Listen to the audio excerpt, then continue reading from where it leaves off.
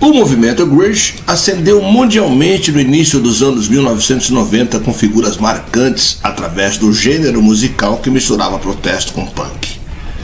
Com seu epicentro na cidade de Seattle, em Washington, Estados Unidos, ídolos de vozes potentes marcaram aquela década com voz ativa sobre assuntos políticos e sociais. Kurt Cobain, vocalista do Nirvana, era um ativo defensor da comunidade LGBT, chegando a ser preso por pichar "Deus é gay" em sua cidade natal.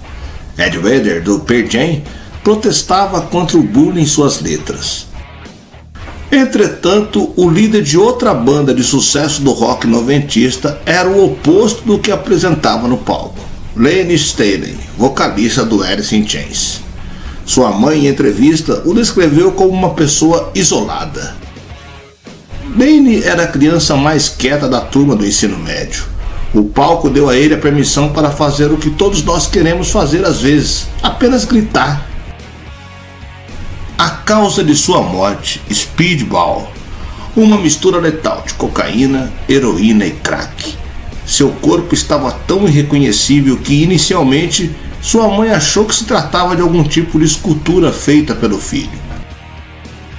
O corpo foi descoberto em 19 de abril de 2002, mas os exames apontaram que sua morte ocorreu 2 semanas antes.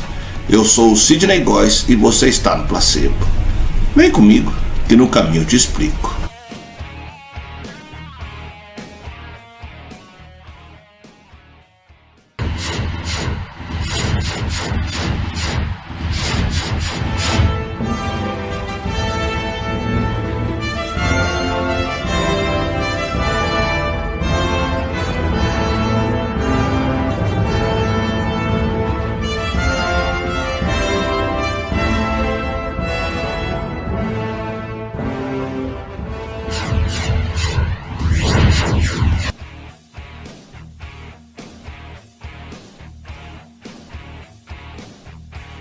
O rock é um dos estilos musicais que mais leva seus ídolos ao extremo, e com Layne Staley não foi diferente. Como muitos artistas com um estilo de vida intenso, casos de músicos que sucumbiram ao sucesso se acumulam ao longo da história. Vamos falar aqui de uma dessas lendas do rock, que com uma carreira curta conseguiu marcar toda uma geração: Layne Staley, vocalista e líder do Alice in Chains. Nascido na cidade de Kirkland, em Seattle, no dia 22 de agosto de 1967. Desde a sua infância, Staley teve contato com o rock. Cresceu ouvindo a coleção de discos de seu pai, que incluía, dentre outros, Black Sabbath e The Purple, por exemplo. Entretanto, não foi só a música que marcou a infância de Layne Staley. Os conflitos conjugais de seus pais eram constantes, e esses conflitos levaram o casal ao divórcio quando ele tinha 7 anos. Após o divórcio, ele foi criado por seu padrasto Jim Elmer. Vale ressaltar que sua família era praticamente da ciência cristã. Layne começou a tocar bateria aos 12 anos de idade. Após alguns anos tocando bateria, Layne deixou o instrumento para se dedicar ao canto. Ele se juntou à banda Slash em 1984 para ser o vocalista. Em 1986, a banda trocou de nome e passou a se chamar Alice in Chains, onde faziam covers de algumas bandas. Entretanto, em 1987, Staley e Dick Cantrell formam o Alice in Chains, nome derivado da antiga banda. Já em 1990, a banda lança seu primeiro disco, Facility. O primeiro single, Man in Box, com letra escrita por Layne, se torna um grande sucesso. O vocalista se destaca por sua melodia ímpar, onde a voz de Layne coincide com a guitarra e com a voz secundária de Cantrell. Facility vendeu mais de 2 milhões de cópias. Apresentou o Alice in Chains para o mundo e, de quebra, levou o disco de platina, por exemplo. A banda saiu em turnê para promover o disco, e já nesse momento, os outros integrantes da banda já perceberam o uso de drogas por parte de Staley. Entretanto, tudo correu bem, e durante o período de turnê a banda lançou em RP e se preparou para o lançamento do álbum novo, Dirt. O disco chegou em 1992 sendo um sucesso imediato, extremamente bem recebido pela crítica e pelo público. Dirt alcançou o topo em semanas.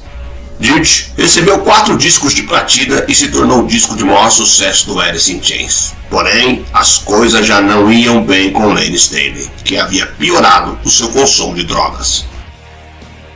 Com isso, a banda decide não sair em turnê para promover o disco.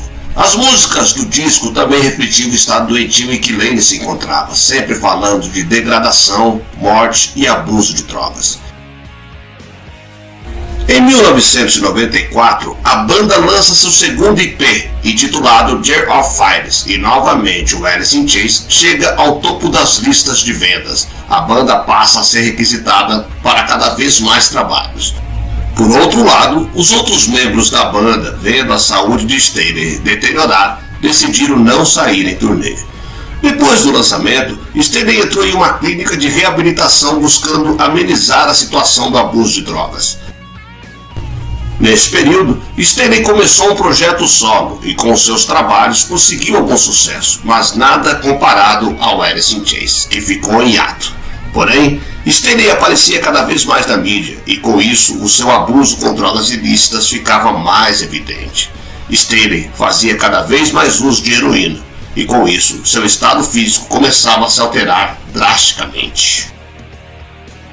Um fato marcante foi a aparição de Staley no evento no Kiss WFM Rockstock, concerto em Kitsap, um mês após a morte de Kurt Cobain. Staley fez uma aparição surpresa. Segundo relatado, na ocasião Staley parecia doente e levava uma máscara de esqui de lã para ocultar o rosto. Alguns dos rumores surgiram nesse período. Staley nunca mais sairia desse estado degenerativo. A banda se reuniu novamente para produzir mais um disco. Alice in Chains, auto-intitulado, foi mais um sucesso. Estrelou o topo das paradas nos Estados Unidos e ganhou o disco de platina duplo novamente. Somente 2 canções do disco não foram escritas por Staley. O disco se tornou sua maior contribuição em termos de criação da banda.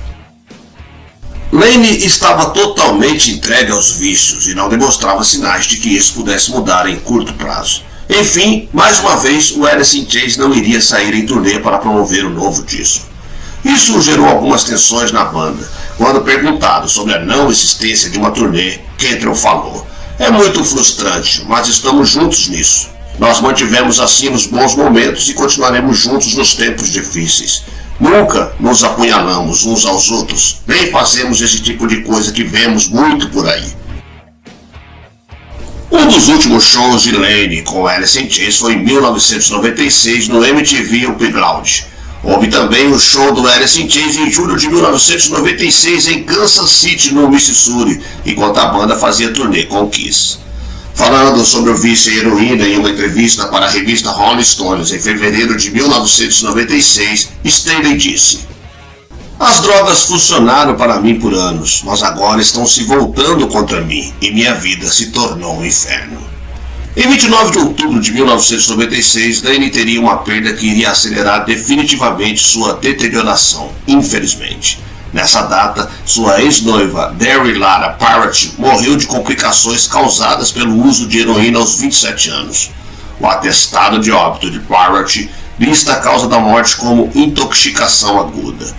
Staley e Parrott estiveram juntos entre o início dos anos de 1990 e foram noivos por um tempo, terminando entre 1994 e 1995. Entretanto, nunca se afastaram definitivamente. Após o falecimento dela, Staley ficou por alguns meses fora da mídia, vindo a aparecer junto com a banda em 26 de fevereiro de 1997, quando ele e os demais membros do Alice in Chains assistiram ao Grammy depois que Again, de seu último álbum, foi indicada para a melhor interpretação de hard rock. Em 22 de junho de 1998, Staley falou em uma rara entrevista, enquanto Jerry Cantrell estava promovendo seu primeiro álbum solo no programa de rádio Rockline. Na ocasião, Staley ligou para o programa para falar com um amigo e dizer que tinha gostado do álbum. A última aparição pública foi durante um show solo de Jerry Cantrell em Seattle, em 31 de outubro de 1998. Entretanto, Staley recusou o convite de Cantrell para cantar com ele no palco. A mídia especializada continuava a mostrar o declínio físico de Layne, que nessa época pesava 40 quilos e estava branco como um fantasma. Em 19 de julho de 1999, durante um programa de rádio, em uma entrevista com Cantrell, Inez e Kinney sobre o lançamento de uma coletânea do Alice in Chains, inesperadamente Staley ligou para a rádio. Ao final da década de 1990, após dezenas de internações e tratamentos contra o vício ineficazes, Lane se torna ainda mais recluso, morando em Seattle. Ele passa a maior parte do tempo solitário em seu apartamento. Não há muitas informações sobre sua vida nesse período. Entretanto, rumores apontam que ele passava a maior parte do tempo jogando videogames e alimentando seu vício. O vício na heroína agravava drasticamente sua situação. Em abril de 2002, os empresários de Lane tentaram por diversas vezes contatá-lo. Sua conta bancária estava há semanas sem movimentação, algo incomum. No dia 19 do mesmo mês, sua ex-empresária Susan Silver foi avisada do ocorrido. Silver então contatou Nancy McCullum, mãe de Lane.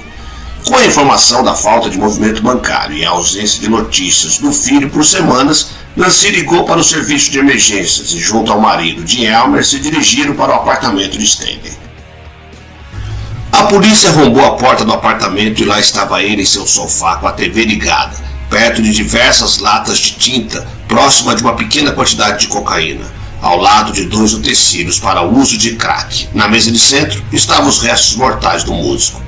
Para corroborar o estado de profunda degeneração física de Lane, ele, no alto de seus 1,80 m de altura, pesava apenas 39 quilos. Seu corpo estava parcialmente decomposto e os médicos legistas tiveram que identificá-lo por sua arcada dentária. Um fim premeditado, mas extremamente triste. Lane Staley morreu no dia 5 de abril de 2020, 2 semanas antes do seu corpo ser encontrado. A morte foi por intoxicação aguda devido aos efeitos combinados de heroína e cocaína. Sua morte aconteceu exatamente 8 anos após a morte de Kurt Cobain, colega da cena grunge. A morte de Staley foi classificada como acidental. Por fim, Lane Staley até hoje é lembrado como um dos maiores artistas do rock. Seu trabalho e talento é incontestável.